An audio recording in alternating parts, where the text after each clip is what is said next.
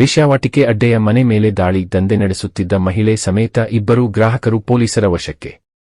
ಚಿಂತಾಮಣಿ ನಗರದ ಬೆಂಗಳೂರು ಜೋಡಿ ರಸ್ತೆಯಲ್ಲಿರುವ ಕನ್ನಂಪಲ್ಲಿಯಲ್ಲಿ ಕಾನೂನು ಬಾಹಿರವಾಗಿ ನಡೆಸುತ್ತಿದ್ದ ವೇಶ್ಯಾವಾಟಿಕೆ ಅಡಗುದಾಣದ ಮೇಲೆ ಜಿಲ್ಲಾ ರಕ್ಷಣಾಧಿಕಾರಿಗಳ ಅಪರಾಧ ದಳದ ತಂಡ, ಚಿಂತಾಮಣಿ ಗ್ರಾಮಾಂತರ ಪೊಲೀಸ್ ಠಾಣೆಯ ಇನ್ಸ್ಪೆಕ್ಟರ್ ಮತ್ತು ಸಿಬ್ಬಂದಿ ದಾಳಿ ನಡೆಸಿ ವೇಶ್ಯಾವಾಟಿಕೆ ನಡೆಸುತ್ತಿದ್ದ ಮಹಿಳೆ, ಮತ್ತೊಬ್ಬ ಮಹಿಳೆ ಹಾಗೂ ಗ್ರಾಹಕನನ್ನು ಬಂಧಿಸಿರುವ ಘಟನೆ ನಡೆದಿದೆ. ಸಂಜೆ ಖಚಿತ ಮಾಹಿತಿ ಮೇರೆಗೆ ಜಿಲ್ಲಾ ರಕ್ಷಣಾಧಿಕಾರಿಗಳ ಅಪರಾಧ ದಳದ ತಂಡದ ಕೆಂಚಾರಲಹಳ್ಳಿ ಪಿಎಸ್ಐ ಶ್ಯಾಮಲಾ ಮತ್ತು ಮಹಿಳಾ ಮತ್ತು ಇತರೆ ಸಿಬ್ಬಂದಿ ಗ್ರಾಮಾಂತರ ಪೊಲೀಸ್ ಠಾಣೆಯ ಪೊಲೀಸ್ ಇನ್ಸ್ಪೆಕ್ಟರ್ ಶಿವರಾಜ್ ಎಸ್ ಹಾಗೂ ಸಿಬ್ಬಂದಿ ಪಂಚರೊಂದಿಗೆ ಕನ್ನಂಪಲ್ಲಿಯಿಂದ ಕಲ್ಲಹಳ್ಳಿಗೆ ಹೋಗುವ ರಸ್ತೆಯಲ್ಲಿರುವ ಮನೆಯ ಮೇಲೆ ದಾಳಿ ನಡೆಸಿದ್ದಾಗ ಮನೆಯನ್ನು ಪರಿಶೀಲಿಸಿದಾಗ ಮನೆಯೊಳಗೆ ವೇಶ್ಯಾವಾಟಿಕೆ ಚಟುವಟಿಕೆ ನಡೆಯುತ್ತಿರುವುದು ದೃಢಪಟ್ಟಿದೆ.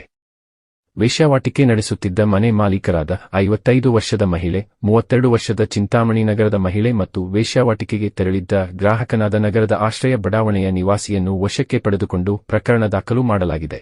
ಮನೆಯ ಮಾಲೀಕಿರವರು ಹಣ ಸಂಪಾದಿಸುವ ಉದ್ದೇಶದಿಂದ ತನ್ನ ಪರಿಚಯದ ಹೆಣ್ಣುಮಕ್ಕಳನ್ನು ಬಳಸಿ ಗ್ರಾಹಕರಿಂದ ಹಣ ಪಡೆದು ವೇಶ್ಯಾವಾಟಿಕೆ ದಂಧೆ ನಡೆಸುತ್ತಿದ್ದರು ಎಂಬುದು ವಿಚಾರಣೆಯಿಂದ ತಿಳಿದುಬಂದಿದೆ.